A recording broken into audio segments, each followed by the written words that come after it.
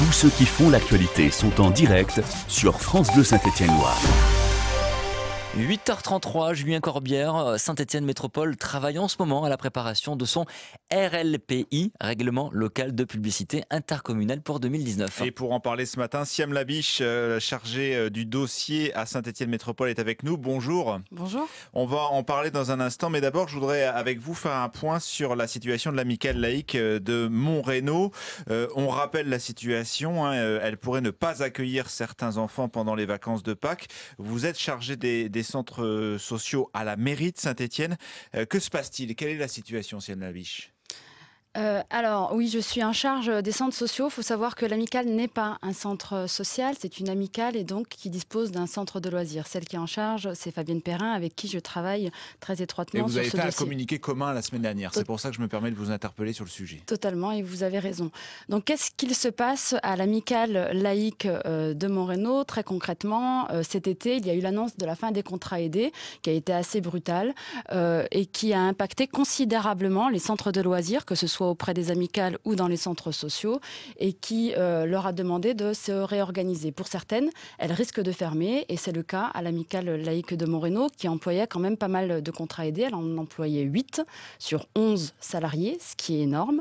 Et aujourd'hui, donc au 31 mars, elle n'a plus de contrats aidés. Mais c'était en septembre l'annonce de la fin des contrats aidés. Et pourquoi on arrive au mois de mars, même avril, comme ça, à cette situation ?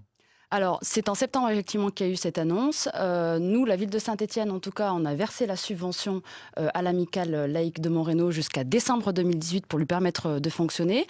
On a quand même interpellé à plusieurs reprises, monsieur le maire Gaël Perdriau a interpellé à plusieurs reprises l'État pour aider cette amicale de façon à ce qu'elle puisse avoir des contrats aidés ou une aide exceptionnelle pour ne pas se retrouver à fermer. Et aujourd'hui, on n'a pas eu forcément de réponse et on demande... Il n'y a pas de dialogue avec le président, c'est ça? Il y a un problème avec lui? Alors, on ne va pas dire qu'il n'y a pas de dialogue, mais aujourd'hui, les contrats aidés n'avaient pas forcément vocation à être utilisés dans les associations de façon trop importante. C'est le cas dans cette amicale. Elle a employé trop de contrats aidés, ce qui finalement a fragilisé vous lui avez demandé au président de se ressaisir, son modèle économique.